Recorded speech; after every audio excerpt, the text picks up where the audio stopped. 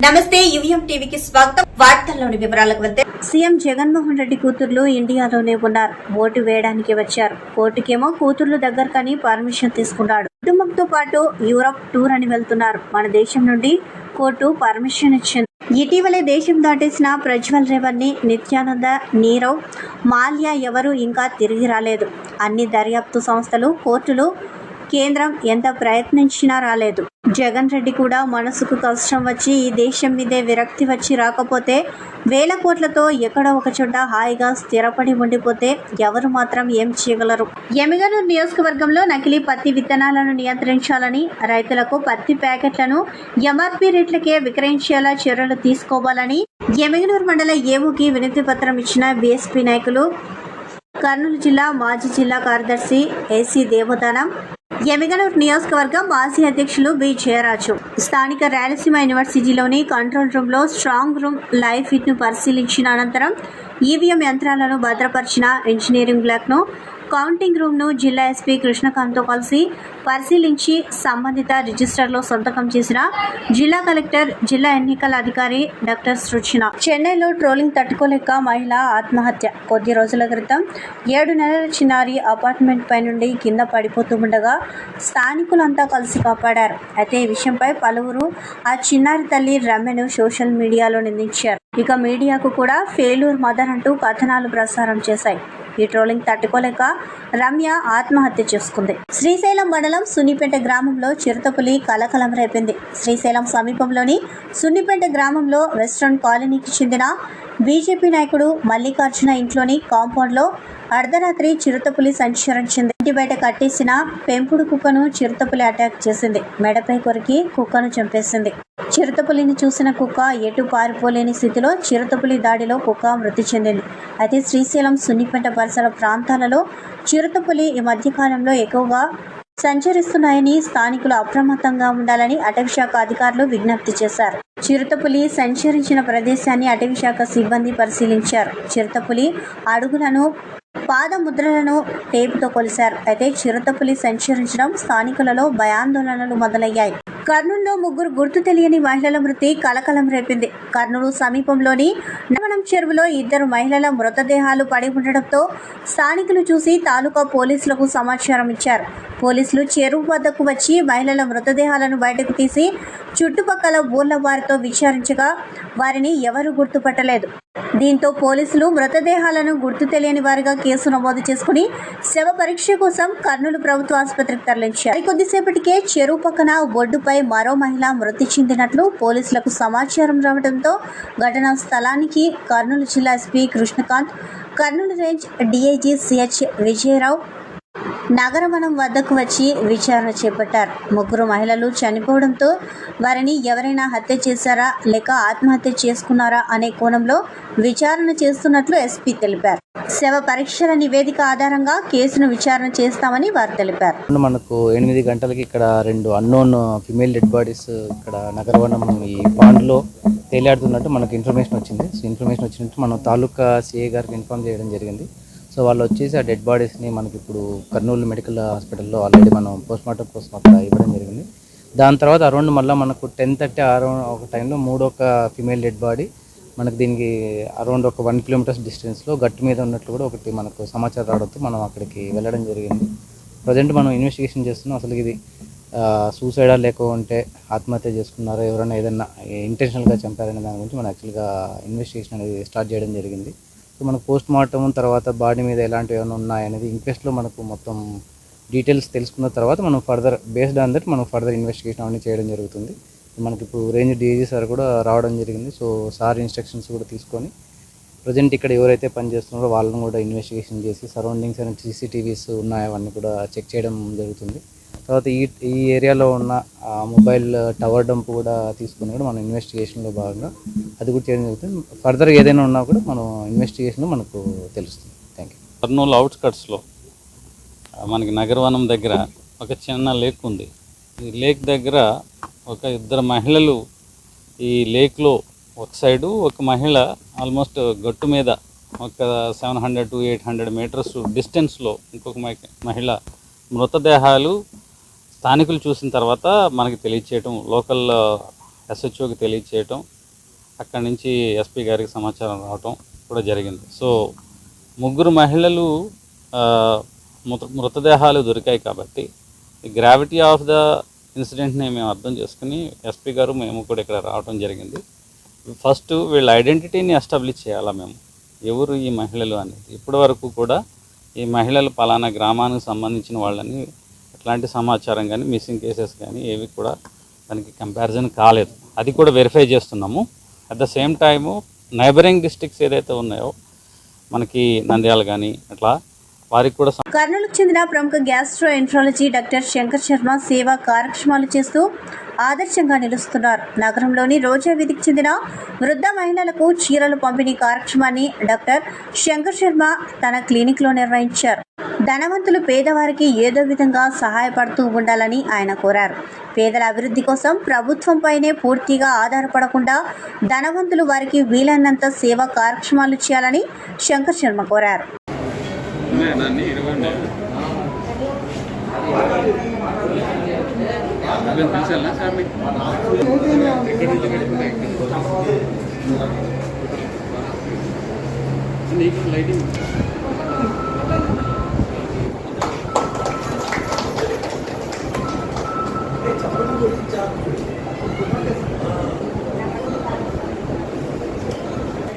అట్టడుగున ఉండే ప్రజలు వీళ్ళు నిస్సహాయులు, నిరుపేదలు.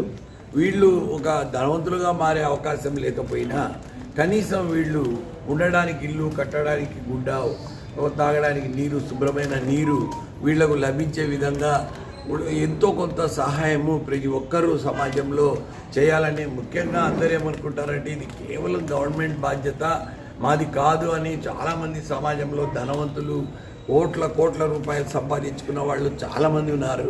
వాళ్ళు కూడా కనీసం ఇట్లా ప్రజల వైపు ఒకసారి చూసి, సపోజ్ ఈ ఊర్లో కర్నూలులో ఉండే 100 కోట్ల ఆస్తి పరులు ఎంతోమంది, ఒక 10,000 మందో ఎంతోమంది కూడా 2,000 మంది, 10,000 మంది, 20,000 మంది కూడా ఉంటారు.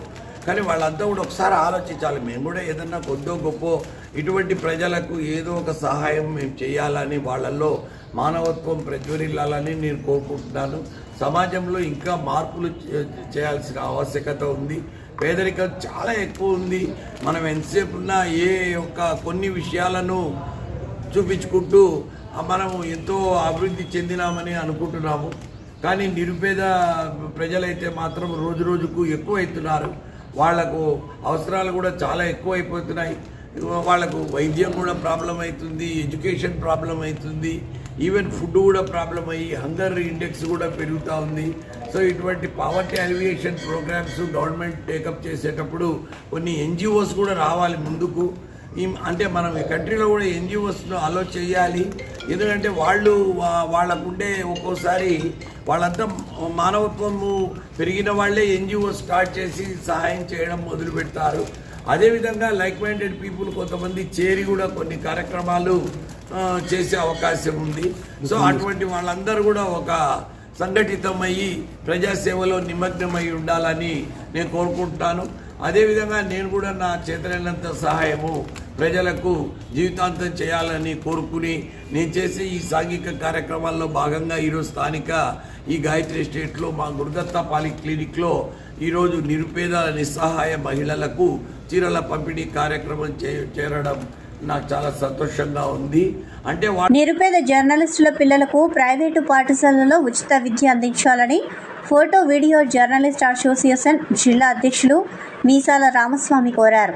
కర్నూలు కలెక్టర్ కార్యాలయంలో జిల్లా రెవెన్యూ అధికారి మధుసూదన్ రావును కలిసి ప్రైవేట్ పాఠశాలల్లో జర్నలిస్టుల పిల్లలకు ఉచిత విద్య అందించాలని కోరారు. ఈ సందర్భంగా ఫోటో వీడియో జర్నలిస్ట్ అసోసియేషన్ జిల్లా అధ్యక్షులు మీసాల రామస్వామి మాట్లాడుతూ ప్రస్తుత పరిస్థితుల్లో జర్నలిస్టులు ఆర్థికంగా ఇబ్బందులు పడుతున్నారని, పెరిగిన ఫీజుల భారంతో ఫీజులు కట్టలేని పరిస్థితుల్లో ఉన్నారని, ఇంటి బాడుగలు, కరెంటు బిల్లులు, నిత్యావసర సరుకులు పెరిగిన ధరలతో ఇబ్బందులు పడుతున్నారని చెప్పారు. జర్నలిస్టులకు కొంత ఉపశమనం కలగాలంటే ప్రైవేటు పాఠశాలల్లో ఫీజులు రాయితీ 100% ఇస్తే బాగుంటుందని అన్నారు. ఈ కార్యక్రమంలో జర్నలిస్టులు మధుసూదన్ రెడ్డి, జయబాబు, రవి, ఆంజనేయులతో పాటు సమాచార హక్కు పరిరక్షణ వేదిక రాష్ట్ర ప్రధాన కార్యదర్శి జయన్నలు పాల్గొన్నారు.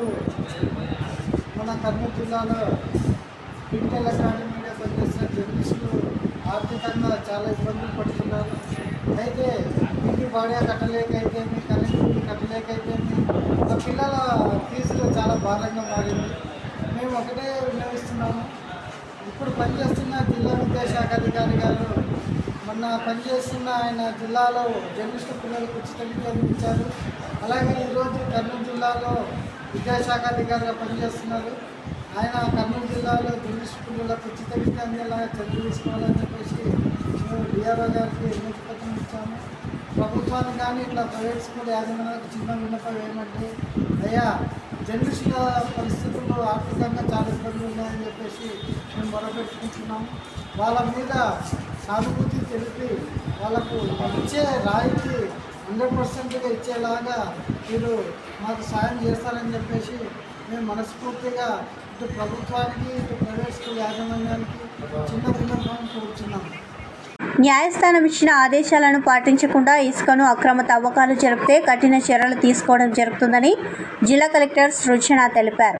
సోమవారం సీబెల్గల్ మండలంలోని కె సింగవరం, ఈర్లదిండ, మొడుమల, పల్దొడ్డి గ్రామాలలోని ఇసుక రీచ్లను జిల్లా కలెక్టర్ ఆకస్మికంగా పరిశీలించారు. ఈ సందర్భంగా జిల్లా కలెక్టర్ మాట్లాడుతూ ఇసుక అక్రమ తవ్వకాలను ఎప్పటికప్పుడు అడ్డుకునేందుకు ఇసుక రీచ్లలో సీసీ కెమెరాలను ఏర్పాటు చేయాలని అన్నారు.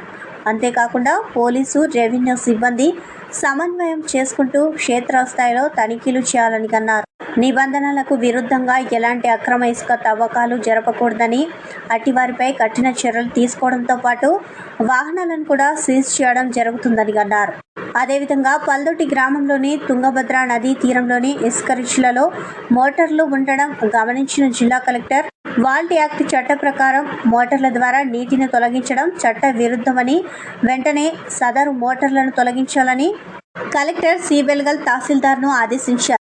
జిల్లా కలెక్టర్ వెంట joint collector Narapureddy Maurya, assistant training collector Chella Kalyani, Kurnool RDO Seshireddy, irrigation SE Reddy Sekhar Reddy, mining DD Rajasekhar, RWS SE Nageswararao, vigilance, భూగర్భ జలశాఖ అధికారి, రెవెన్యూ సిబ్బంది తదితరులు ఉన్నారు. కర్నూలు జిల్లా కర్నూలు మండలం ఈ తాండ్రపాడు గ్రామంలో 3వ తేదీ ఏప్రిల్ నెలలో 7 గడ్డిపాములు అగ్నికి ఆహుతయ్యాయి. నష్టపోయిన రైతులను ఆదుకోవాలని ఈరోజు రైతు సంఘం జిల్లా ప్రధాన కార్యదర్శి జి రామకృష్ణ ఈ తాండ్రపాడు గ్రామ సర్పంచ్ బాలపీచ ఆధ్వర్యంలో బాధిత రైతులు జిల్లా రెవెన్యూ అధికారి మధుసూదన్కు విజ్ఞాపన పత్రం అందజేశారు. ఈ సందర్భంగా రైతు సంఘం జిల్లా ప్రధాన కార్యదర్శి జి రామకృష్ణ మాట్లాడుతూ, అసలే కష్టకాలంలో ఉన్న రైతులు తమ పశువులను పోషించుకోలేక అనేక రకాల ఇబ్బందులు పడుతున్నటువంటి సమయంలో విలువైనటువంటి చొప్పవాములు అగ్నికి ఆహుతి కావడం బాధాకరమైన విషయం కాబట్టి ప్రభుత్వం తక్షణమే రైతులను ఆదుకునేందుకు తగిన చర్యలు చేపట్టాలని కోరారు. గడ్డివాములు కాలిపోయిన రైతులు పెద్ద బజారి టీకే శేషన్న, చిన్న బజారి వేణుగోపాల్, పులేందర్, కె ధర్మయ్య, టి శ్రీనివాసులు వీరందరివి చొప్పవాములు కాలి బూడిద అయిపోయాయి. జిల్లా కలెక్టర్ మానవతా దృక్పథంతో స్పందించి రైతులకు నష్టపరిహారం ఇచ్చి ఆదుకోవాలని జి రామకృష్ణ, గ్రామ సర్పంచ్ బాలపీర ఈ సందర్భంగా డిఆర్ఓను కోరారు. డిఆర్ఓ సానుకూలంగా స్పందిస్తూ మీ యొక్క విజ్ఞాపికను కలెక్టర్కి పంపించి న్యాయం చేయడానికి కృషి చేస్తానని హామీ ఇచ్చారు. కర్నూలు మండలం ఈ తాండ్రపాడు గ్రామంలో 7 సుప్పవాములు కాలిపోయాయి. ఇంతవరకు ఎంఆర్ఓ గారికి కూడా మరుసటి రోజే కంప్లైంట్ రాసి ఇచ్చినాము. ఇంతవరకు ఏది స్పందించడం లేదు. అందుకోసం మళ్ళీ ఈరోజు డిఆర్ఓ గారికి కూడా లెటర్ ఇచ్చినాము. ఒక్కొక్క సొప్పవాము 1 లక్ష రూపాయలు విలువ చేస్తుంది. ఈ చిన్న రైతులు కాబట్టి ఈ రైతు ప్రభుత్వం అటుంది కాబట్టి రైతులకు ఏదైనా ఆర్థిక సాయం చేయాలని నేను ఈ తాండ్రపాడు సర్పంచ్గా డిమాండ్ చేస్తున్నాను. కర్నూలు జిల్లా కర్నూలు మండలం ఈ తాండ్రపాడు గ్రామంలో 3వ తారీఖున హఠాత్తుగా అర్ధరాత్రి పూట మంటలు చెలరేగి మొత్తం సుమారుగా ఆ రోజు 4 గడ్డివాములు దగ్ధమైపోయినాయి. అంటే సొప్ప వాములు దగ్ధమైపోయినాయి. మరొకసారి 5వ తారీఖు కూడా అదే రకంగానే అర్ధరాత్రి పూట హఠాత్తుగా మొత్తం కూడా 3 గడ్డివాములు దగ్ధమైపోయినాయి. అంటే సుమారుగా తాండ్రపాడు గ్రామంలోనే 7 గడ్డివాములు దగ్ధమైపోయిన పరిస్థితి ఉంది. ఈ గడ్డివాములు సన్న చిన్నకారు రైతులవి సుమారుగా ఒక్కొక్కరివి 1 లక్ష రూపాయలు విలువ చేస్తాయి. మరి అటువంటి గడ్డివాములు కాలిపోవడం చేత వెంటనే తహసీల్దార్ గారికి వాళ్ళు తెలియజేశారు. అట్లాగే ఫైర్ ఇంజన్ వచ్చింది. ఫైర్ ఇంజన్ కూడా వచ్చి ఆ మంటలను ఆర్పేసేసింది.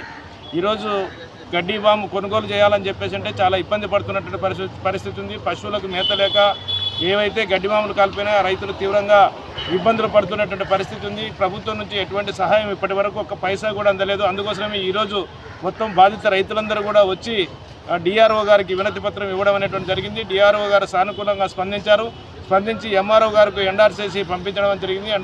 ఎండార్స్ చేయడమే కాకుండా ఎంతో స్వయంగా ఫోన్లో చరవాణిలో కూడా మాట్లాడి వీరికి తగిన సహాయం అందించాలని చెప్పేసి చెప్పడం అనేటువంటి జరిగింది. కాబట్టి ప్రభుత్వం కూడా వెంటనే, ఎందుకంటే రైతుల కోసం ఈ ప్రభుత్వం ఉందని చెప్పేసి చెప్తుంది, రైతుల సంక్షేమం కోసం మేము పాటుపడతామని చెప్పేసి, రైతులకు ఇబ్బందులు వచ్చినప్పుడు మేము అన్ని రకాల ఆదుకుంటామని చెప్పేసి చెప్తున్నారు. మరి అటువంటి ప్రభుత్వం వెంటనే ఈ రైతులు తాండ్రపాడు గ్రామంలో సొప్పవాములు కాలిపోయిన రైతులను ఆదుకోవాలని చెప్పేసి ఆ రకంగా ఒకరొకరికి కనీసం ₹1,00,000 వాళ్ళకి ఆర్థిక సాయాన్ని అందజేసి ఆదుకోవాలని చెప్పేసి మేము ఆంధ్రప్రదేశ్ రైతాంగంగా డిమాండ్ చేస్తున్నాం. అదేవిధంగా వార్తలు ఇంతటితో సమాప్తం. నమస్కారం.